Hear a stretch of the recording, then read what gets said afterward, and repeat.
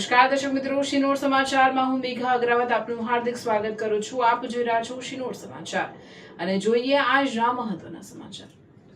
શિનોર તાલુકાના માંડવા, માલસર અને સુરાશામળ ગામે વાવાઝોડા અને ભારે વરસાદના કારણે થયેલ નુકસાનીનું સર્વે કરાવી ખેડૂતોને રાહત પેકેજ આપવા કરજણ ધારાસભ્ય અક્ષયભાઈ પટેલ દ્વારા કૃષિ મંત્રી જીતુભાઈ વાઘાણીની રજૂઆત કરવામાં આવી.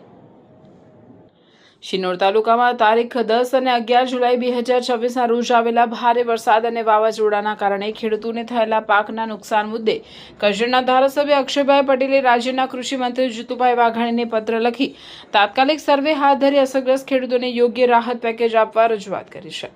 ધારાસભ્યએ પોતાના પત્રમાં જણાવ્યું છે કે નર્મદા નદી કિનારાના માંડવા, માલસર અને સુરાશામળ ગામોમાં વાવાઝોડા અને ભારે વરસાદના કારણે કેળ, પરવર, કારેલા અને દૂધીના પાકને વ્યાપક નુકસાન થયું છે અને સ્થળોએ પરવર, કારેલા અને દૂધીના માંડવાઓ તેમજ કેળના પાક જમીનદોસ્ત થતા ખેડૂતોને ભારે આર્થિક ફટકો પડ્યો છે.